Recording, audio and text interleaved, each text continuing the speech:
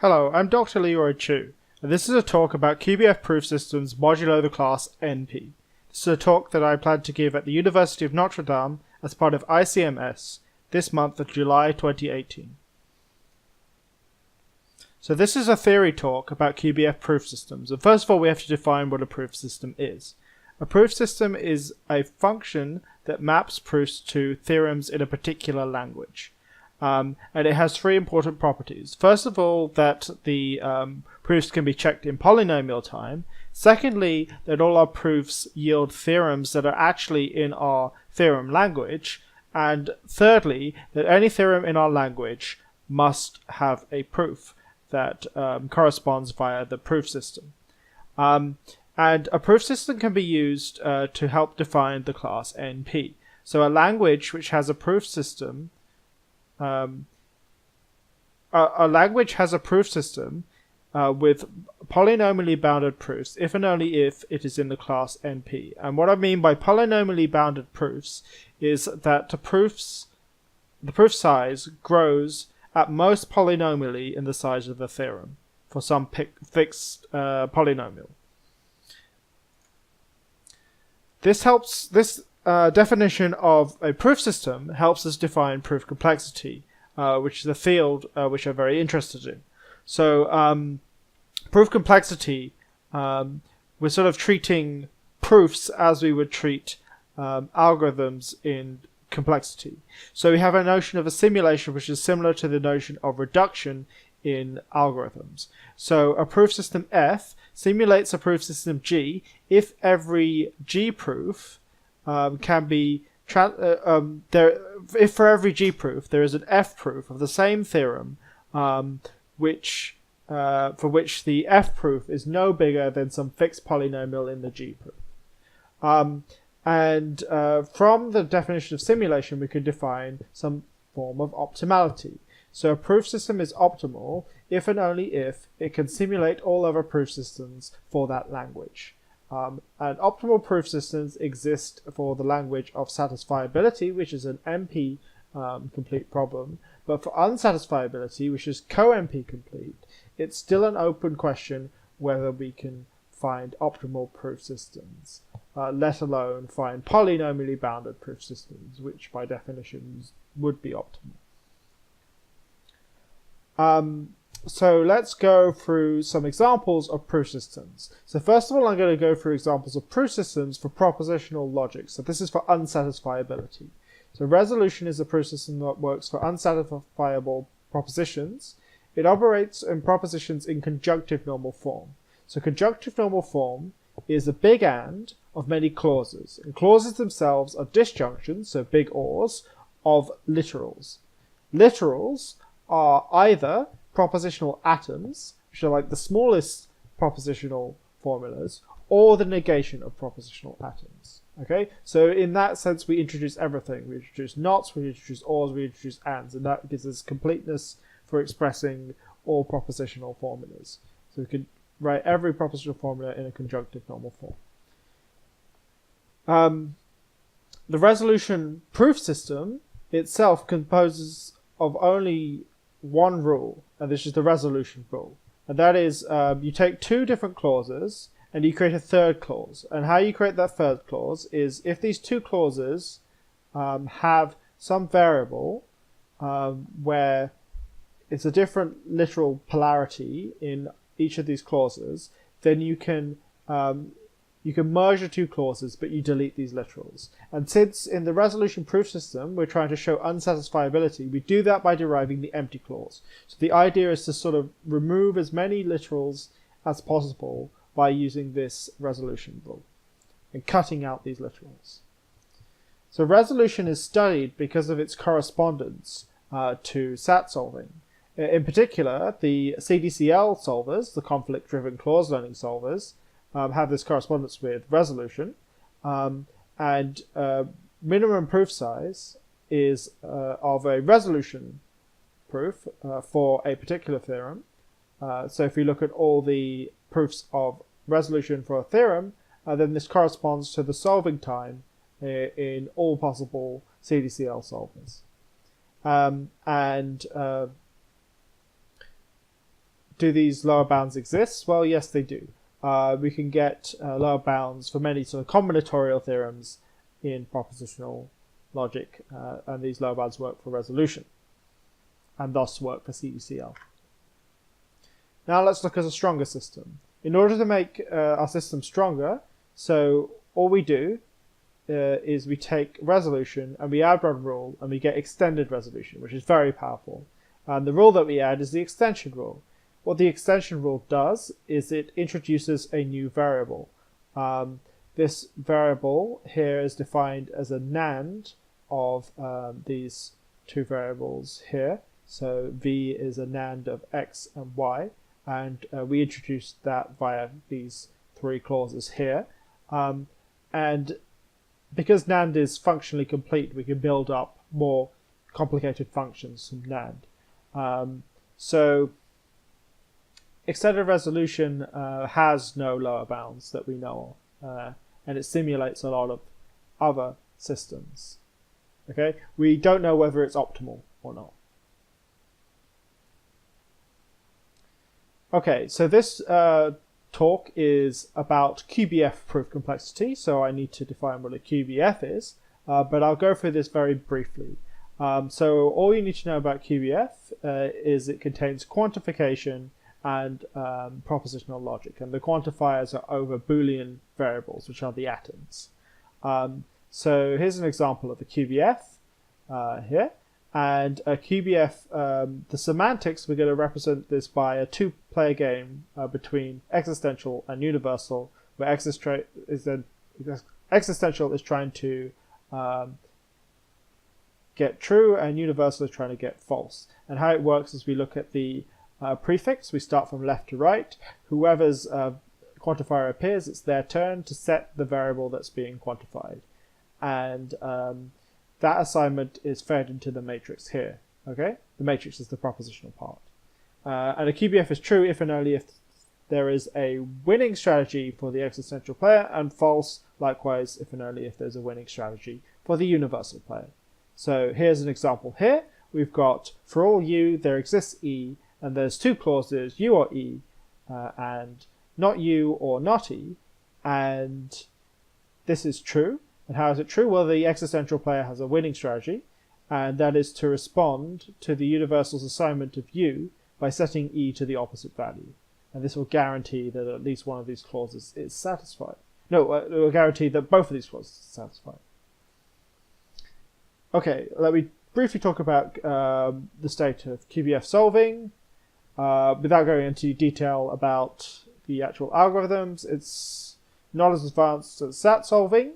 There's an increase of interest over the past 15 years, however, and where might you use QBF solving where you wouldn't really want to use SAT solving? Well, examples for planning, examples for verification, examples from two-player games, including games like chess.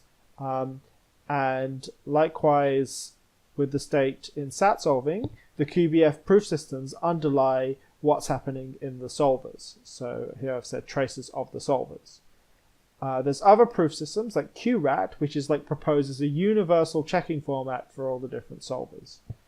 Okay, there's two important things I want to mention. First of all is that because SAT has been worked on to a much larger degree than QBF, SAT solvers are very good. So QBF solvers actually use SAT, well, some of them use SAT solvers as black boxes. The second point is something about what kind of QBF solvers are useful, and I think there's sort of like two potential flavors. I don't think this is done in practice, but I can see this. That either you just want to know whether a QBF is true or false, but let's say we're looking in like a chess example, and the QBF actually corresponds to this two-player game. You might just want to know, not want to know whether it's true or false, but you might actually explicitly want the strategies. And in that case, you want some sort of like solver that outputs the strategy, and there's more information than just knowing whether it's true or false. Okay. Right. Let's move on to the theory. Okay. So we're looking at QBF proof systems. So the first one is Q resolution. So this is a refutational system that works on clauses with some prefix that has been fixed beforehand. Resolution, Q resolution, where you're going to have to get rid of existential variables and you're going to have to get rid of universal variables. You get rid of existential variables by using the resolution rule, as it was before. To get rid of universal variables, what we do is we look at any clause that we've derived. We look at all the literals in the clause and their variables and see where those variables are quantified in the prefix. The rightmost of those variables from the clause, if it's universal, we're allowed to give that variable an assignment, which in effect is saying that we can assign the literal to false and drop it from the clause. Okay, and because this is really about assignments, it means that we can't do this to tautological universal variables. Okay, tautologies are as useless as they were before. And it should be noted that while having these two ways of dealing with existential and universal quantification is complete, you still are, like, it's still sound to use resolution on universal variables,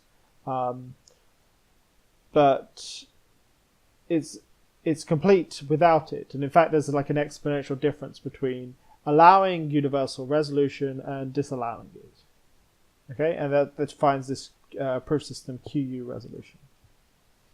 Let's talk about extended Q resolution. Well, what's that? Well, it's Q resolution plus the extension rule.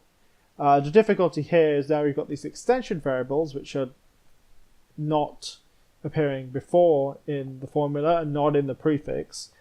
So we have to put them somewhere in the prefix and give them a quantifier. Well, the quantification is actually existential. There's two sort of agreed ways of dealing with this in terms of the prefix order, and the weak way is to just put the new variable at the end of the prefix.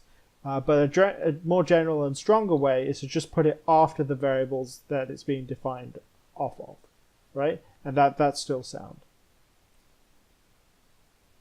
So now let's move on to the proof complexity. By proof complexity, I mean lower bounds. So what we could do is we're allowed to transfer propositional lower bounds to QBF. And that works, right? Because these QBF systems, QBF incorporates the SAT problem as well, or the unsat problem. And any lower bound there, if it's a resolution lower bound, well, it's a Q resolution lower bound, for example. Or QU is even a QU resolution lower bound. We could do a bit better. So we could look at how we prove these lower bounds in propositional logic using these lower bound techniques, and then try and generalize them to QBF. And that's what we've done. And we'll see an example of that. However, there's newer strategies which work like specifically for QBF. So in QBF, we should be sort of introducing new ways. We're p-space complete now, so we should be looking at sort of new ways of introducing hardness in there. And we've got two new techniques that do that. So first of all, let's look at one of these lifted techniques. So this is feasible interpolation. Okay, so let's look at this proposition here. Okay, so A implies B, right? A is some formula defined on some variables, and likewise with B. But this implication, just semantically, there is this interpolant C. And what's this interpolant? Well, A implies C and C implies B. So it's like a midpoint in this implication. But the point is that C can be defined using variables that only appear in both A and in B. Okay? So it sort of simplifies the variable. So just something that is common to A and B. Right. So what can we do with this idea? Well, in some formulas, this circuit, C is interpolant, if represented as a circuit, might be really large. So this idea is that you could take, you could look at a proof system, like resolution, or in QBF, you could look at QU resolution and say from the proofs we can actually always be able to compute an interpolant in polynomial time. And the contrapositive of that means that from circuit lower bounds we can get to proof size lower bounds. And we do this using clique color formulas for propositional logic, but in QBF we're a bit more expressive. This A and this B, these could be not just formulas but QBFs. So we could express things like co-clique. So it'd be clique versus co-clique. And we know that there's no monotone circuit for clique. And if our strategy extraction is in monotone circuits, then that gives us a proof size lower bound. Okay, let's talk about one of these new techniques, cost capacity. So roughly speaking, cost capacity is talking about the number of Farrell reduction lines in the proof. Capacity is a measure on the number of useful Farrell reduction assignments per line, and this depends on the proof system. So resolution, it's only one, right? You only want to turn those literals to false. Cost is a semantic measure on the formula itself, and it's asking how many if we look at some quantifier block, how many universal assignments do we semantically need on that block, okay? And if we let P be a proof system and phi be a QBF, then the size of any P proving phi equals the cost of phi divided by the capacity of P. And this could be, again, is an alternative way of showing that these clique co-clique formulas have lower bounds in QU resolution. Let's look at another technique. So this is strategy extraction. And it's very similar to the argument for feasible interpolation, apart from it argues a bit more about specifically QBF. So we move back to thinking about the QBFs as two-player games between existential and universal. And if you remember, every false QBF has a winning strategy for the universal player. It turns out that from Q resolution proofs and QU resolution proofs, we can extract the strategy for the winning strategy for the universal player in polynomial time. Okay? And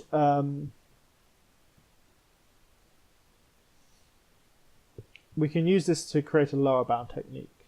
So the contrapositive of that statement, of the strategy extraction theorem, is that hard strategies require large proofs. Okay? If short proofs give you short strategies, hard strategies require large proofs. Then all we need to do is find false formulas with hard strategies for the universal player, and these exist. We managed to show them in this paper. Okay. Right.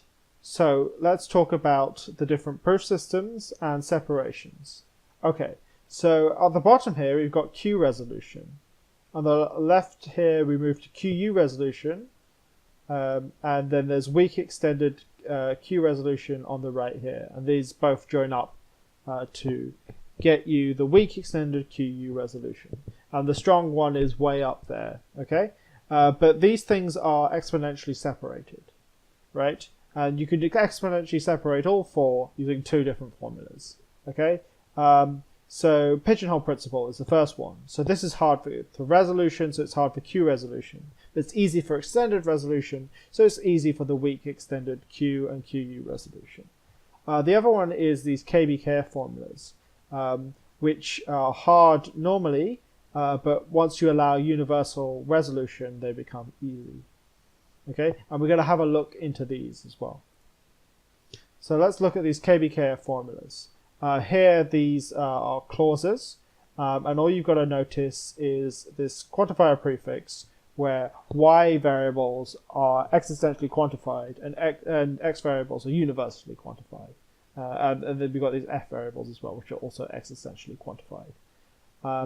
And these are known to have polynomial size proofs for QU res, but not for Q res. And we're going to have a look at the extension weak extension as well. So let's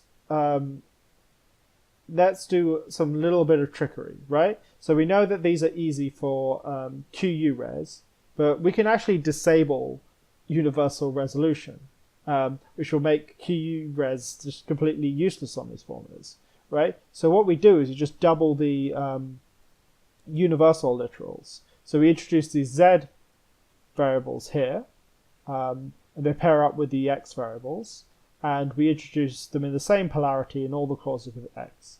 And these will persist throughout the proof unless we can remove them via universal reduction, which always happens together because they're in the same block, or universal resolution. However, universal resolution is going to be useless. Why is that? You're always going to create a universal tautology, which you can't deal with propositionally, and you're not allowed to reduce. So these things are useless. So universal resolution is useless. So we get a lower bound for QUres. Okay, but let's argue for the weak extension versions, right? So we're going to argue for hardness in weak extended QRes. Okay, so we're actually going to argue for hardness in the original formulas, but let's keep a look at the KBKFU formulas. We're just going to do something different to the prefix, okay? So we introduce these z variables with the x variables, but what we can do is we can relax the prefix so that these z variables all appear in this last universal block. And now we're going to proceed with cost capacity. The cost of this block is exponential in T. However, the capacity in weak extended QU resolution, it's still 1, okay? I left out the proof of that. And then cost capacity means that these KBKFU formulas in weak extended QU resolution is exponential, right? But that's not what we wanted to show. What we wanted to show was the original KBKF without the U is hard in weak extended Q resolution. So how do we do that? Well, we show that there's a translation between KBKF refutations in weak extended Q resolution to KBKFU refutations in weak extended QU resolutions, right? And that ends up proving the lower bound. And this was shown similarly in this paper with these three authors. But here we just need to, there's just another argument in there that these weak extension variables don't actually get in the way of anything we want to do. And I've just left out those details. Right, now finally we're getting on to NP oracles. An NP oracle, well, if we have an NP oracle in the context of a QBF proof system, it allows us to make a propositional inference in a single step. And this was in Hubi Chen's paper, and in, I think, Luke Hind introduced this in one of his papers as well. So we could just describe this formally. If we have these clauses, we could infer clause D whenever it's just propositionally, D is propositionally implied from these formulas. And that gets rid of propositional lower bounds. This has some analogy to sort of the fact that SAT is doing very well and that we're using SAT as black boxes. So we're really just measuring the QBF lower bounds, the genuine QBF lower bounds. Unfortunately, it means we're no longer working in a Cook-Rekov definition of a proof system because that had to be polynomially checkable. So it's not polynomially checkable to use an NP oracle unless P equals NP. Right, so what does that mean? What do these NP oracle means for the proof systems that we had before? Well, they all collapse into one proof system. And what do I mean by that? Well, they all P-simulate each other now. So before we had them all being like separated.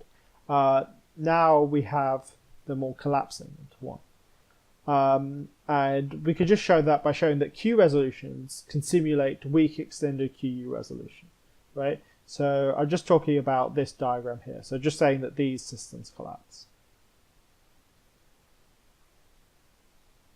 Okay, so how do we do this? How do we do this simulation? Well, imagine a weak extended QU resolution proof as just like a sequence of clauses, right? And within those sequence, there's a distinct number of reduction steps, right? And those are going to form the skeleton of our translation. In these reduction steps, there are no weak extension variables. Why are they? No, because weak extension variables are always put to the rightmost block, and these would always prevent a universal reduction from happening. Okay, so there's no extension variables in these reduction steps. So it just means that these things are just propositional implicants of whatever came before.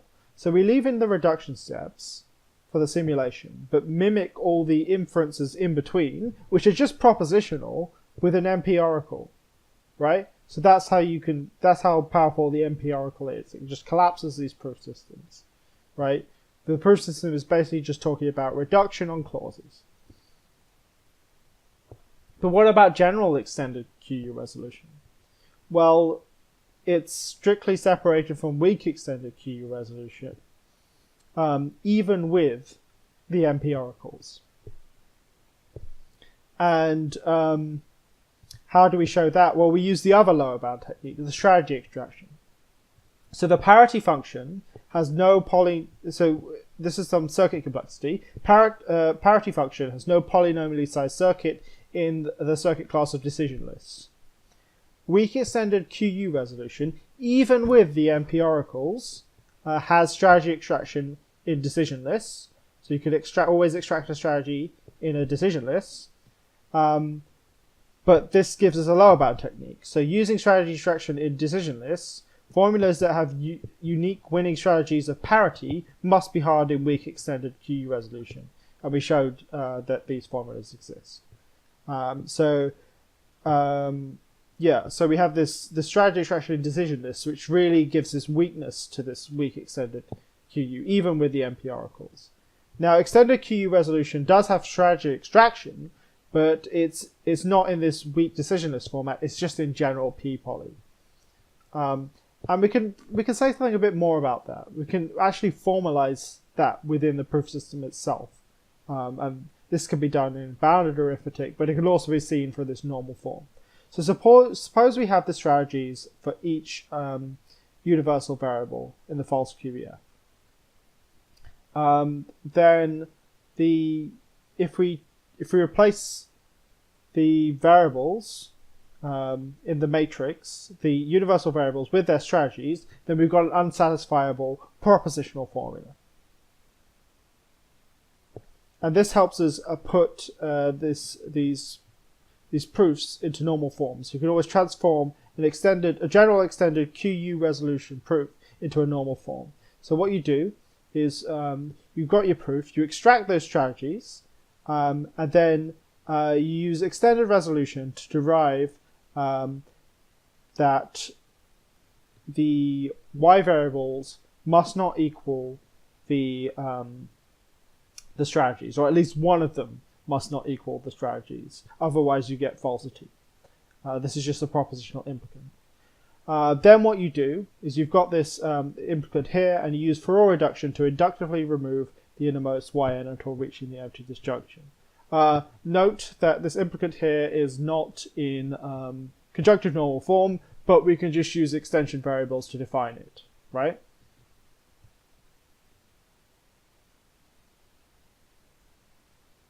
We just have to have some care about removing them when we do our reduction step.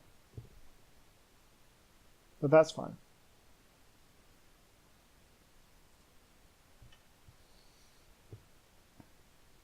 Okay, so now we come back to this idea of optimality.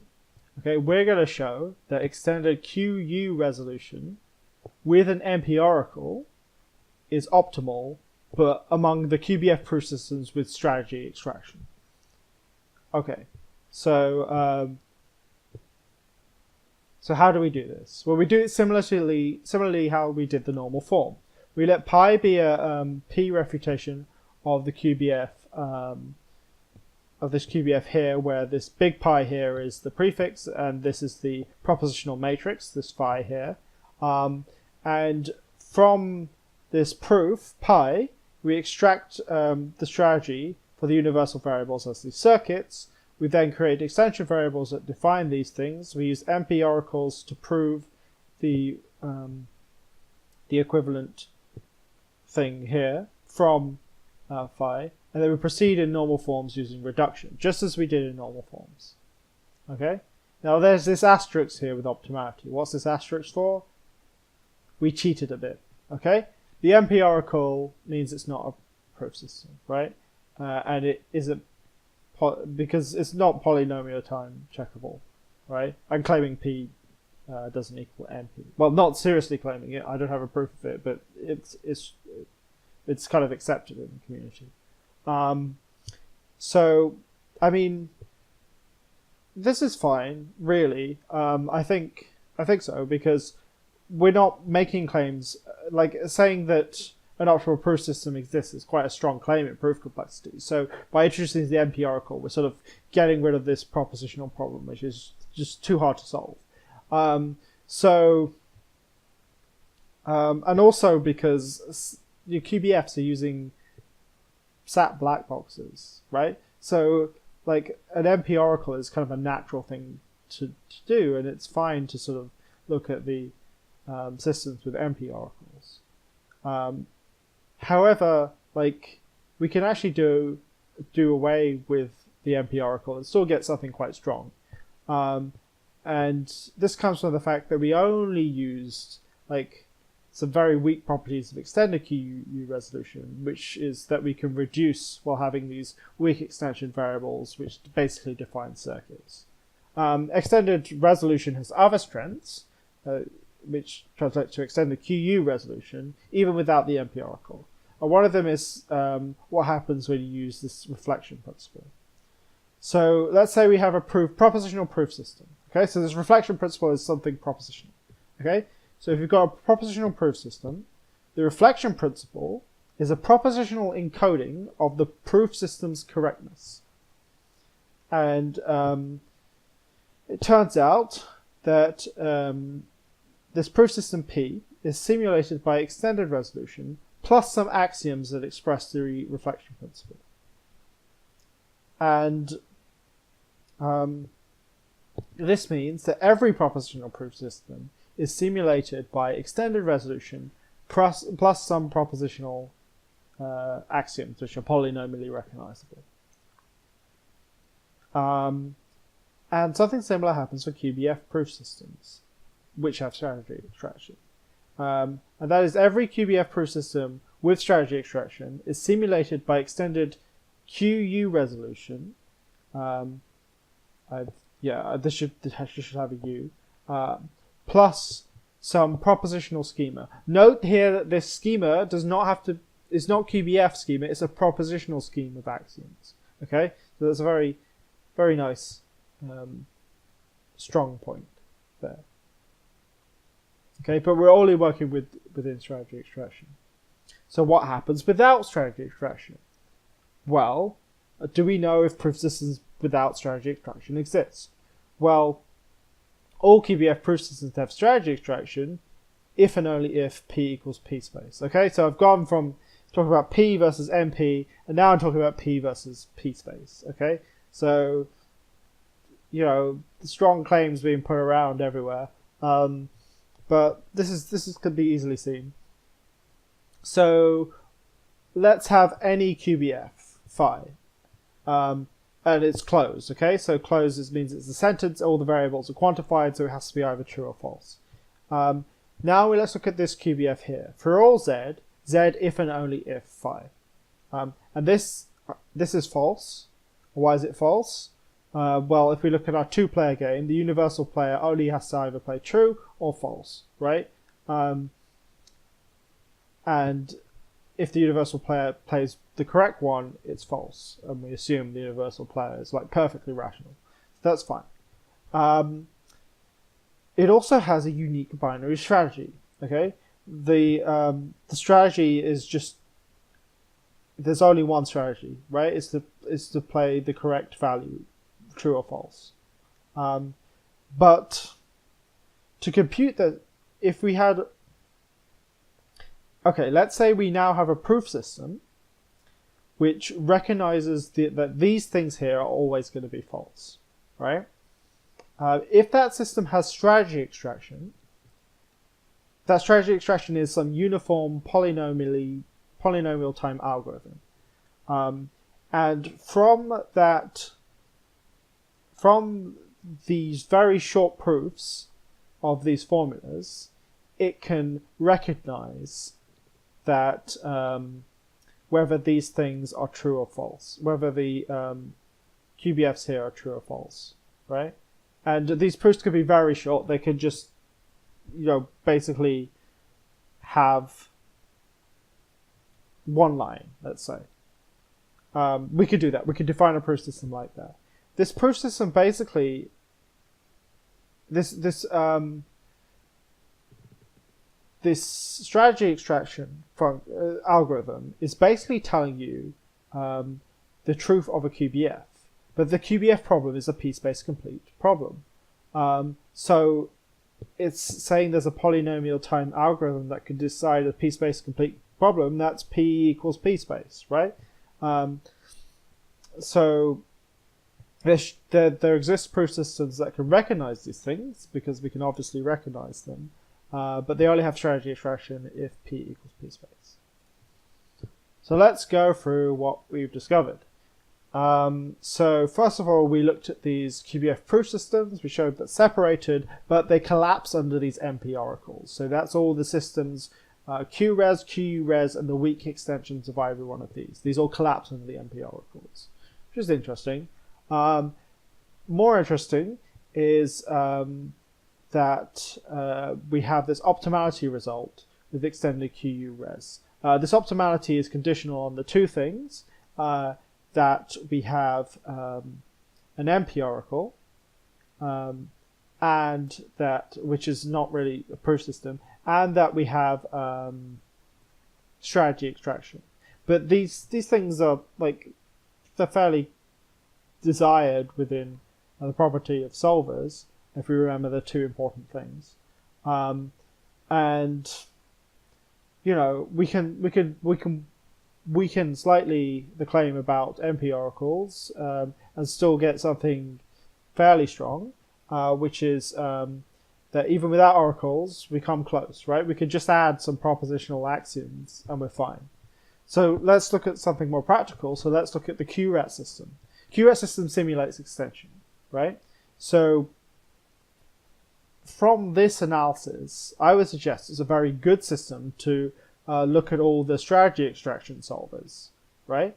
Apart from the fact that we don't actually know whether QRat actually has strategy extraction itself. It can simulate extended Q resolution, but I don't know whether extended Q resolution simulates it or whether it had strategy extraction. I mean, that would be a nice thing, because it would be able to you'd be able to just look at a QRet proof and be able to extract the strategy, so you'd only need to store the QRet proof. But it'll also be a good thing to go beyond strategy extraction and prove some of these, be able to verify short proofs of these formulas as well. So it could go, it could go either way, and either way has its benefits. And if it goes one way or the other, then maybe we need to find another checking format for the other thing. So the last point is that it's something very simple. We have these strategy extraction breaker formulas, right? So if these formulas have very short proofs, very short, very simple, automatizable proofs, then these refutations, then we can't have strategy extraction in our proof system, right? So I could easily write a solver here which doesn't have strategy extraction and cannot be verified by extended Q resolution, even with an NP oracle. Okay, unless P equals P space, which it doesn't.